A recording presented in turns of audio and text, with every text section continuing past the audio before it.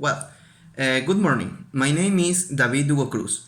I'm going to talk about the book Milk, a Local and Global History. I read the first part of the book that included the first three chapters. These are about the evolution of the milk through history, from myths and legends about the creation of the world and humanity, to the relationship of milk with ancient savagery. Now, I found many histories. The one that struck me was the legend into churning of the ocean, which began with the search for an elixir of immortality. When the Hindu gods took control of a still chaotic world and decided to shake things literally using a serpent like a rope and the top of a mountain like a cane stick. Sorry. Well, by removing the sap from the plants of the mountain with sea water, it's become milk, and then it's become a milky butter from which the sun, the moon, and the stars were created, along with Surabi, the cove of abundance that is still venerated today in India. So, it also mentions Egyptian, Greek, Nordic, and Roman dates, but the one that stuck out was Isis, an Egyptian goddess who was associated with abundance, fertility, and life. Also involved and adaptive yes, to other cultures.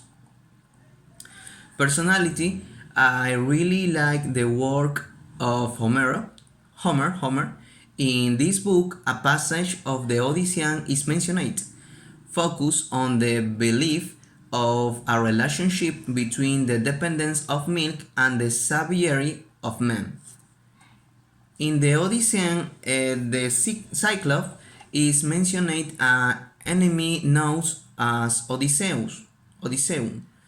The many character recounts how in the beginning the Cyclops, despite his appearance, behaved like a civilized man, careful of his flock, but with a diet based on all types of cheese and milk.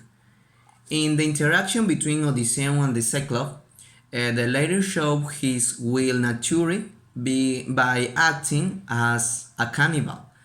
Uh, the latter showed, no, sorry, the book mentioned that this behavior happens because of his diet, so the milk is related to the will.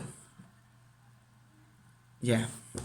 Well, I would recommend the book because I personally like the history uses about ancient culture such as Roman, Egypt, Greek, among others, and it is not a reading that needs much previous knowledge. But if you notice that there are parts that are not censored, especially with the concept and ancient study of the woman. Many ideas of Aristotle can be considered controversial.